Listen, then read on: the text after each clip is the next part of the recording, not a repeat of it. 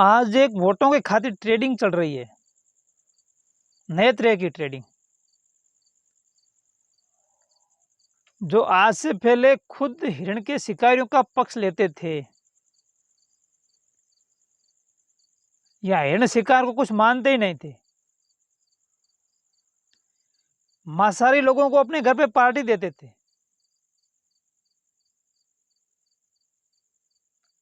अरे भाई, आप जयपुर में रहते हो, जयपुर में एक चिड़ियाघर है, वहां पे कुछ शेर अंदर बंद किए हुए हैं, उनको क्या आप चॉकलेट बिस्कुट खिलाते हो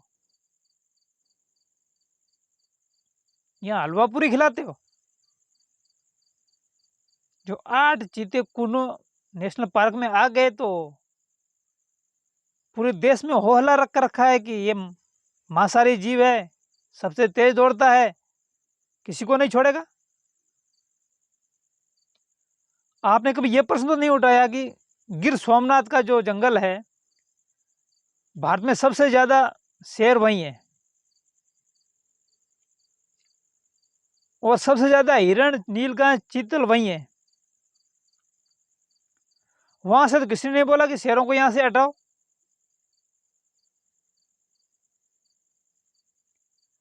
यहाँ जो जहां भी जू है, चिड़ियाघर है, वहां पे जो हिंसक जीव को आपने बंद करके रखा है, जिसका भोजन ही मांस है, उसको भगवान ने नकुले दांत दिए हैं शिकार करने के लिए, नकुले पंजे दिए हैं।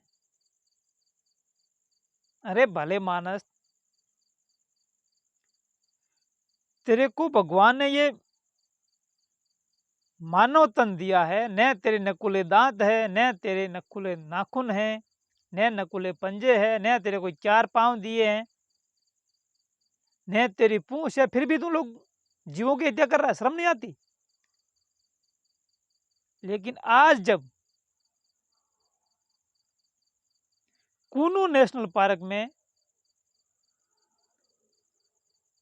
जो भारत में एक प्रजाति थी, विलुप्त हो गई थी, उनको वापस पुनः उसकी वंशवृद्धि हो, इसलिए उनको वहां लाए गए हैं, उससे आपके पेट में दर्द होने लग गया। राजनीति का मुद्दा बहुत सारा है। अगर आपको इतनी ही वन्य जीवों की चिंता है तो भले मानस, लंपी नामक बीमारी से ये गौ माता कितनी परेशान है, कितनी गौ माताओं की जान चली गई। लेकिन तुम लोगों ने न तो ऑफिसर को लेटर निकाला, न कोई धरना प्रदर्शन किया, न कोई धरना प्रदर्शन की आप लोगों ने बात की। अगर किसी ने बंद का आह्वान भी किया तो उसमें आप लोगों ने सहयोग नहीं किया। खुद जनता को उल्लू बनाने वाले, अब जनता समझ चुकी है तुम्हारी चालों को। अब कुछ मीडिया वाले भी अभी बातों को उछाल रहे हैं कि गवर्नमेंट ने ये क्यों नहीं किया, वो क्यों नहीं किया, चीता लाने पे इतना खर्च कर दिया, ये कर दिया, वो कर दिया। देर जागे लेकिन दुरुस्त, यही कहूंगा मैं, क्योंकि गौ माता इतनी परेशान थी। अगर कोई दूसरा पशु होता तो शायद उसके लिए मुआवजा भी घोषित कर देते तुम लोग। लेकिन ये गौ माता सनातन परंपरा के लोगों की है ना, वो उसको अपना महत्व देते हैं। इसलिए तुम लोग न तो उनकी कोई सहायता के लिए घोषणा करोगे और न तुम उनकी कोई सहायता करोगे, न गौ माता को बचाने का प्रयत्न करोगे। कुछ टीवी एंकर से, कुछ न्यूज़पेपर में जो जर्नलिस्ट है, जर्नलिज्म जो भी बोलते हो, उनके घर में शायद दूध की प्रॉब्लम हुई है, तब जाके उनकी आंखें खुली है कि हाँ ये गौ माता की वजह से हुआ है। नहीं तो उनकी आंखें बहुत समय पहले खुल जाती। बीकानेर, जोधपुर, बाड़मेर, जालौर, जैसलमेर, नागौर, पाली, उदयपुर, राजसमंद, जयपुर, अब तो ये बीमारी दिल्ली तक पहुंच गई है। किसी की आंख नहीं खुली, क्योंकि वो आपको वोट नहीं देती, अब आपको वोट की राजनीति करनी है ना,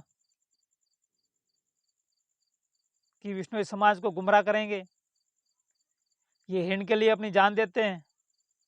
हाँ देते हैं और देंगे, कोई दो राय नहीं। लेकिन तुम ठेकेदार कौन हो जो हमें बताते हो? विश्नोई समाज एक बुद्धिजीवी समाज है। हाँ, अपवाद रूप में कुछ भी हो सकता है, अपवाद हर जगह रहता है, मानता हूं मैं। लेकिन गौ माता के लिए आपने आज तक आवाज नहीं उठाई, और हिरण के लिए आज से पहले तो आप बोले नहीं कि उसको वैसे कोर्ट में परेशान कर रहे हैं, ये है वो है, काला हिरण हो या XYZ जो भी हो। जब से चीता भारत में आया आपके पेट में मरोड़े आने शुरू हो गए। अब आपको गौ माता भी याद आ रही है कि उनके लिए इतना खर्च कर दिया, गौ माता के लिए नहीं किया। अरे आपको जनप्रतिनिधि किस लिए बनाया है? आप जनता की आवाज नहीं उठा सकते? संसद में कौन बैठा है, विधानसभा में कौन बैठा है? आज सब लोग वीडियो जारी करके कह रहे हैं कि गौ माता के साथ ये हो रहा है, गौ माता ये है वो है XYZ। उधर खर्च क्यों किए, इधर करते तो अच्छा होता। जब उन्होंने खर्च कर दिए तो आपकी आंख खुली है, मैं उसको बुरा नहीं मानता, क्योंकि प्रकृति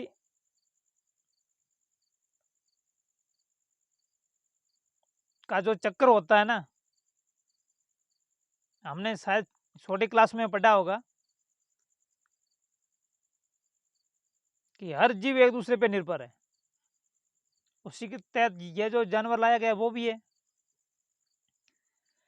लेकिन जिस जीव को आप मार के खा रहे हो, विशेषकर मैं उन मांसाहारी लोगों के लिए ये शब्द यूज कर रहा हूं, बुरा मत मानना, जिसको न भगवान ने स्पेशल नाखून दिए है, न कुछ नकुले दांत दिए। अगर आपको इतना ही शौक है तो कच्चा मांस खा के देख लो, क्या हालत होती तुम लोगों की। लेकिन सच्चाई हमेशा कड़वी होती है दोस्त, बहुत कड़वी होती है। इसीलिए मैं आप सबसे यही गुजारिश करूंगा कि जो अपने को भड़काने की कोशिश कर रहे हैं उनके बहकावे में कभी नहीं आए। अपना स्टैंड है, अपना स्टैंड रहेगा, अपने हिसाब से अपना एक्शन लेंगे। ये जो नए नवेले राजनीतिक ठेकेदार बन रहे हैं ना, एक बार इनकी अकल अपने आप ठिकाने आने दो। अभी तो वो जो जीव जंतु लाए गए हैं वो 1 महीने या 2 महीने तक क्वारंटाइन रहेंगे, उस बाड़े के अंदर रहेंगे। वहां पे जो उनको डालते हैं वो डालने दो। उसके बाद में अगर स्पेशल कोई ऑर्गेनाइज तरीके से जो उस जंगल में है उसको छोड़ो। उसके अलावा बाहर से किसी को वहां के लिए ट्रांसपोर्टेशन किया जा रहा है तो उनका हम विरोध करेंगे, हम भी आपके साथ हैं। लेकिन अगर कुछ बात ही नहीं उसके लिए आप क्यों हल्ला कर रहे हो? इतना तो आप समझ जाओ, आज से पहले जिसने हमारे लिए आवाज नहीं उठाई, आज उसके पेट में मरोड़े आने क्यों शुरू हो गए? आज उसको हमारा दर्द इतना दिखने क्यों लग गया? ये सनातन परंपरा के धनियों, सनातन परंपरा में ये विघटन का काम करेगी।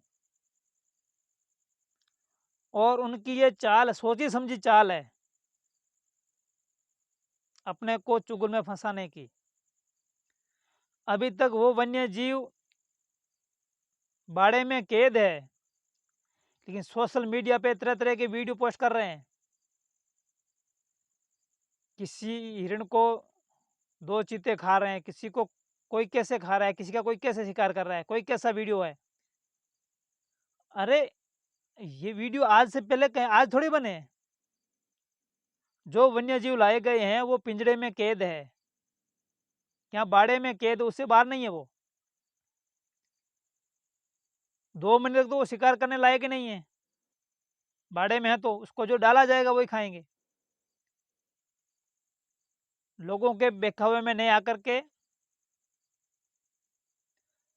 अगर हम सनातन परंपरा के हैं तो हमें सनातन परंपरा के तहत धैर्य रखना चाहिए। हाँ, अगर हमें जो टाइमलाइन दी गई है, उसके बाद भी अगर हमसे जो वादा किया उसके खिलाफ कुछ कार्य हो रहा है तो हम उसके जितना हमसे हो सकेगा उतना पुरजोर विरोध करेंगे। हम आपके साथ हैं। पूरी कम्युनिटी आपके साथ है। पूरी सनातन परंपरा के धनी जो भी लोग हैं अपने आप को मानते हैं वो आपके साथ है। लेकिन प्लीज उससे पहले तो माहौल को खराब मत करिए। सनातन परंपरा के दुश्मन ही हैं। यहाँ दुश्मन जो लोग हैं उसको तो ऐसा मौका मत दो कम से कम। इतनी तो आपको भगवान ने बुद्धि दी है कि वो बाड़े में कैद है तो वो शिकार कहाँ से करेंगे। ये ऐसे वीडियो फैलाने वाले आपके दिमाग में भ्रम पैदा कर रहे हैं।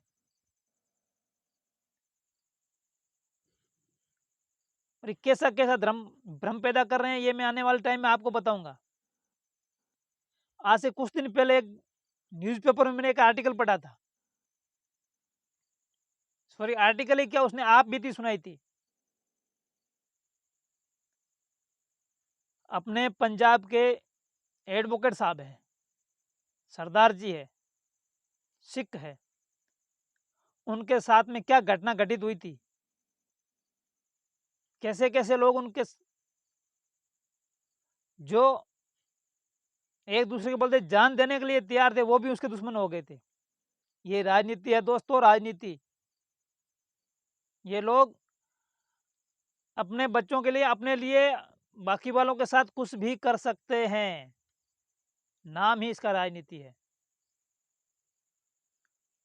तो अपने को इस ऐसे तथ्यहीन व्याख्याओं में नहीं आना है।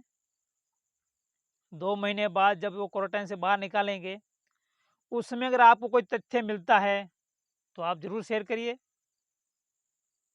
हम आपका सपोर्ट करेंगे।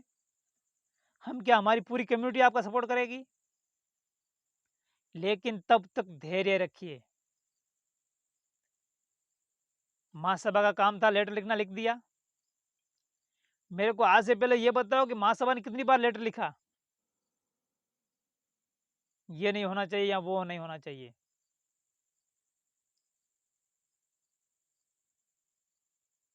ये तो मैं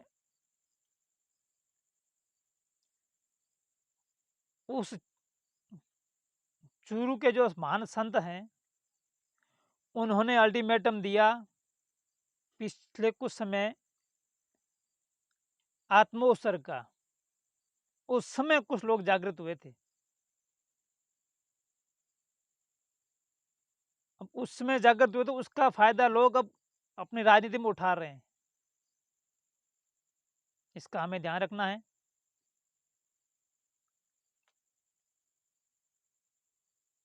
ये बात थोड़ी सच्ची है तो कड़वी जरूर लगेगी, उसके लिए क्षमा चाहूंगा। क्योंकि थोड़ी कड़वी बात भी कभी कभी बोलनी पड़ती है और ये मेरे निजी विचार भी है। अगर किसी को ठेस पहुंची है तो आई हार्टली सॉरी, बट मैं अपना कमिटमेंट वापस नहीं ले सकता।